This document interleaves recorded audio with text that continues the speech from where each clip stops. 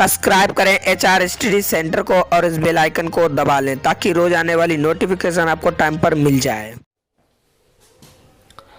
Hello friends, welcome back to my YouTube channel HR study centre में आपका स्वागत है। आज की वीडियो में हम लाए हैं क्लास 10th के लिए रासायनिक अभिक्रिया एवं समीकरण। जैसा कि आपको पता है, क्लास 10th की साइंस में आपको पढ़ा रहा था चैप्टर फर्स्ट, तो उस चैप्टर का आज लास्ट वीडियो होने वाला है। वो चैप्टर आज एंड होने वाला है। फिर उसके बाद मैं आपको नेक्स्ट चैप्टर यानी कि अम्ल, क्षार एवं लवण पढ़ाऊंगा। तो इस वीडियो में हम आज आपको बताएंगे कि विकृत गंधता क्या होती है, संक्षारण क्या होती है, इसके उपाय क्या हैं बचाव करने के, और इसे हम किस प्रकार से अपने दैनिक जीवन में उपयोग करते हैं, क्या है इसका महत्व। तो आज की वीडियो में हम आपको यही बताने वाले हैं। तो अगर वीडियो अच्छी लगे तो वीडियो को लाइक जरूर करना, अगर चैनल पर नए हैं तो चैनल को सब्सक्राइब जरूर करना और वीडियो को एंड तक जरूर देखना, तभी आपको अच्छे से समझ में आएगा। तो चलिए वीडियो स्टार्ट करते हैं। तो वीडियो में सबसे पहले हम बताएंगे आपको धातुओं का संक्षारण। धातुओं का संक्षारण क्या मतलब है इसका। देखिए, धातुओं का संक्षारण का मतलब क्या होता है कि प्रत्येक धातु है जो हमारे आसपास पर्यावरण में धातुएं हैं। तो पहले इसका देख लेते हैं क्या लिखा है। तो मैंने आपके लिए लिख कर रखा है क्योंकि आपको तकलीफ ना हो। अगर मैं लिख के नहीं तो वीडियो लॉन्ग हो जाती है। तो लोगों का कमेंट आया कि मतलब वीडियो लॉन्ग हो रही है, तो इसमें मैंने आपको लिखकर बताया ताकि वीडियो शॉर्ट हो और अच्छे से आपको समझ में आ जाए, अच्छा सा नोट्स आप बना सकें। तो देखिए क्या है, वह रासायनिक अभिक्रिया जिसमें वायु की नमी तथा ऑक्सीजन के प्रभाव से, वायु की नमी, ध्यान से समझते चलना, वायु की नमी ऑक्सीजन के प्रभाव से धातुओं का क्षय हो या ह्रास हो, धातुओं का क्षय हो या ह्रास हो, उसे कहते हैं धातुओं का संक्षारण। समझे, वह रासायनिक अभिक्रिया जिसमें वायु की नमी तथा ऑक्सीजन के प्रभाव से धातुओं का क्षय हो या ह्रास होता है, उसे कहते हैं धातुओं का संक्षारण। जैसे उदाहरण के लिए देखिए, उदाहरण के लिए समझ लिए, उदाहरण के लिए लोहे की बनी हुई वस्तुएं क्या होती है, आरंभ में शुरुआत में बहुत ही चमकीली होती हैं। कैसी होती है, चमकीली होती हैं। फिर लेकिन कुछ समय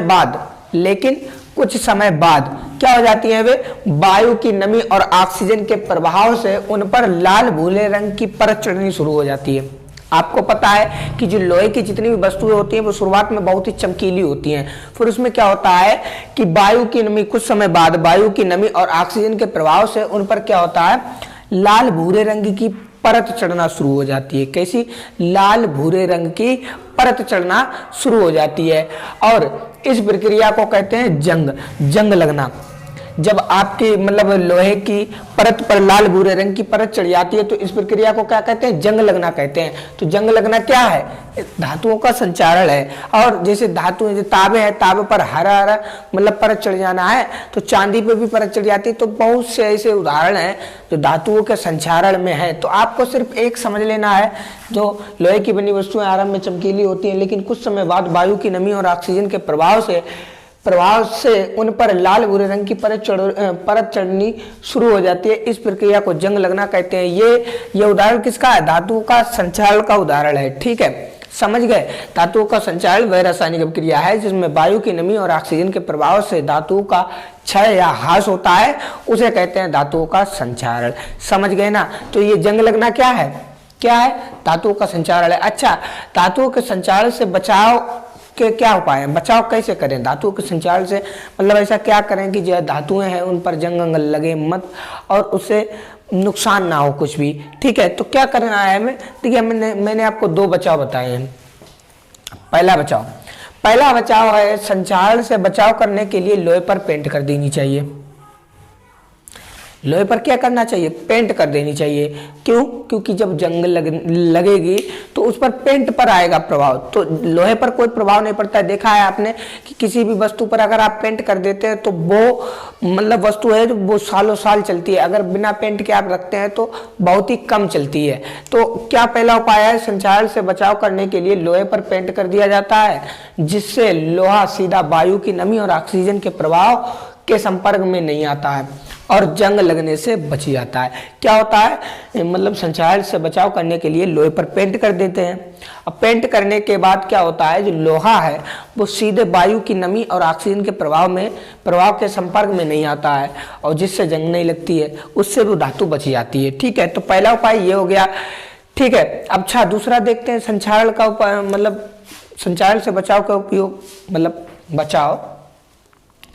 अधिक अभिक्रियाशील धातु, अधिक अभिक्रियाशील धातु की सतह पर कम अभिक्रियाशील धातु की परत चढ़ाई है। मतलब कोई ज्यादा अभिक्रियाशील धातु है तो उस पर कम अभिक्रियाशील वाली धातु चढ़ाई जाती है। तो ये भी एक उपाय है संचालन से बचाव का कि अधिक अभिक्रियाशील धातु की सतह पर कम अभिक्रियाशील धातु की परत चढ़ाई जाती है। तो ये भी एक उपाय हो गया। तो ये दो उपाय हो गए। पेपर में आपसे पूछ लेता है कि संचारण क्या है, ये बताओ, और इसके बचाव बताओ क्या है। तो मैंने आपको दो बता दिए और संचालन भी बता दिया है। ठीक है, अच्छा लास्ट है विकृत गंधिता। ये विकृत गंधिता क्या चीज होती है?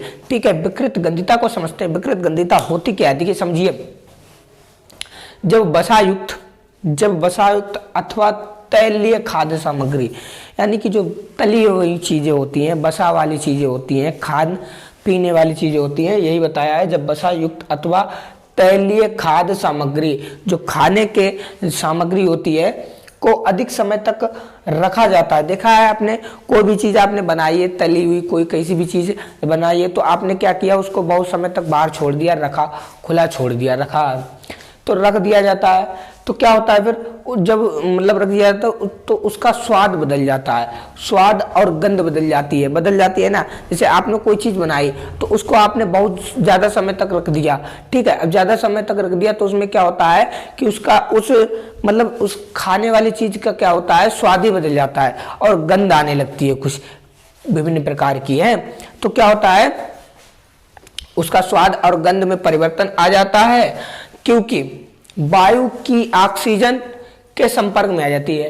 क्यों आ जाते हैं, मतलब क्यों उसका स्वाद और गंध बदल जाता है? क्योंकि वो चीज है, वो वायु की ऑक्सीजन के संपर्क में आकर तेल या वसा को अपचयित कर देती है। क्या कर देती है? अपचयित कर देती है। क्योंकि वायु की ऑक्सीजन के संपर्क में आकर तेल या वसा अपचयित हो जाते हैं, जिससे उनका स्वाद और गंध बदल जाती है। यह घटना विकृत गंधिता कहलाती है। समझ में आया कि नहीं आया? एक बार फिर से, विकृत गंधिता क्या है? जब वसायुक्त अथवा तैलीय खाद्य सामग्री को अधिक समय तक रखा जाता है, तब उसका स्वाद और गंध में परिवर्तन आ जाता है, क्योंकि वायु की ऑक्सीजन के संपर्क में आकर तेल या वसा अपचयित हो जाते हैं, जिससे उनका स्वाद और गंध बदल जाती है। यह घटना क्या कहलाती है? विकृत गंधिता कहलाती है। क्या कहलाती है? विकृत गंधिता कहलाती है। समझ गए ना? मान लो आपने बनाई है कोई चीज, जैसे समोसे बना लिया, तो समोसे को आप ज्यादा अधिक देर तक रखेंगे तो उसमें क्या होता है, उसका टेस्ट बदल जाता है और उसमें कुछ विभिन्न प्रकार की अलग प्रकार की क्या होती है, उसमें गंध आने लगती है। तो इसी को कहते हैं विकृत गंधिता। ठीक है, अच्छा, इसे विकृत गंधिता को रोकने के लिए क्या उपाय हो सकते हैं? तो 3 उपाय हमने बताए हैं। क्या उपाय हैं 3? तो पहला उपाय सुनिए। पहला उपाय है तैलीय और वसायुक्त खाद्य सामग्री में, तैलीय और वसायुक्त खाद्य सामग्री में उपचयन रोकने के लिए प्रतिऑक्सीकारक मिलाए जाते हैं। प्रतिऑक्सीकारक मिलाए जाते हैं, जिससे क्या हो, उनमें उनका स्वाद ना बदले और गंध भी ना आए। तो उनमें क्या बनाया है? प्रतिऑक्सीकारक मिलाए जाते हैं। कैसे? तैलीय और वसायुक्त खाद्य सामग्री में उपचयन रोकने के लिए ये अभिक्रिया मैंने आपको कल पढ़ाई थी ना। तो उपचयन रोकने के लिए क्या होता है, उसमें क्या होता है, प्रतिऑक्सीकारक मिला दिए जाते हैं, जिससे क्या होता है, उनके स्वाद और गंध में कोई परिवर्तन नहीं आता है। फिर दूसरा उपाय क्या हो सकता है? दूसरा उपाय ये हो सकता है कि खाद्य सामग्री की वायुरोधी बर्तनों में, खाद्य सामग्री की वायुरोधी का मतलब जो वायु का विरोध करे वो वायुरोधी। ठीक है, खाद्य सामग्री में वायुरोधी बर्तनों में रखा जाता है, जिससे उपचयन की क्रिया धीमी हो जाती है। उपचयन की क्रिया धीमी हो जाती है। मान लो आपने कोई चीज बनाई तो उसको आपने क्या रखा, ऐसी जगह पर रख दिया जहां वायु ना पहुंच पाए, तो क्या होता है, धीरे धीरे वो क्रिया होती है। वायु की जो उपचयन की क्रिया है वह धीमे धीमे होती है, एकदम नहीं होती है।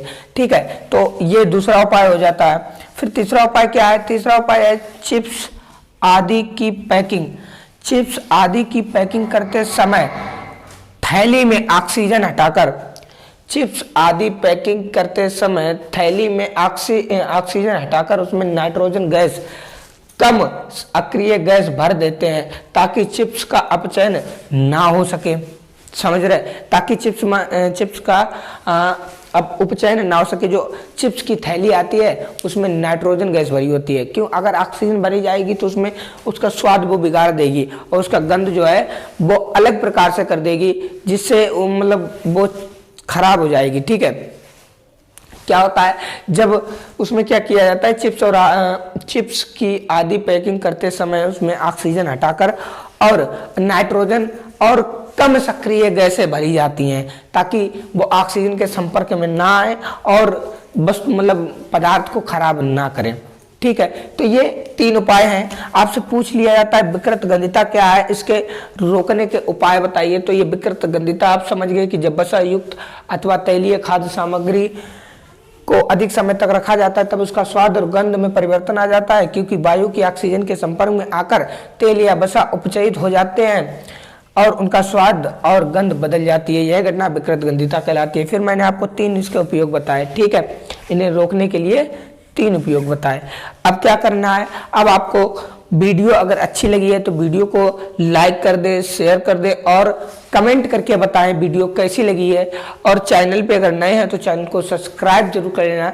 अगर आप चैनल को सब्सक्राइब कर लेते हैं तो हम जैसे छोटे यूट्यूबर जो होते हैं वो मोटिवेट होते हैं और जिससे आपकी बहुत ही ज़्यादा मतलब सेवा करने में लग जाते हैं और हम आपको अच्छे से अच्छी बेस्ट तैयारी कराएंगे। अगली नेक्स्ट वीडियो में हम क्लास 10th के लिए लाएंगे वो इम्पोर्टेंट क्वेश्चन जो आप जिन्हें करके अच्छे से अच्छे 100 में से 100 नंबर ला सकते हैं। अगर आपने वो याद कर लिया जो मैं आपको नेक्स्ट वीडियो में बताऊंगा तो उसमें क्या होगा, आप 100 में से 100 नंबर लाएंगे, ये मेरा आपसे प्रॉमिस है। तो इस वीडियो में बस इतना ही, मिलते हैं अगली वीडियो में। अगली वीडियो हम आपको बताएंगे क्लास 10th की साइंस चैप्टर 2 होगा अम्ल क्षार एवं लवण, यानी कि एसिड बेस एंड सॉल्ट। ठीक है, तो इस वीडियो में बस इतना ही, मिलते हैं किसी नेक्स्ट वीडियो के साथ। तब तक के लिए वीडियो को शेयर कर दीजिए। जय हिंद।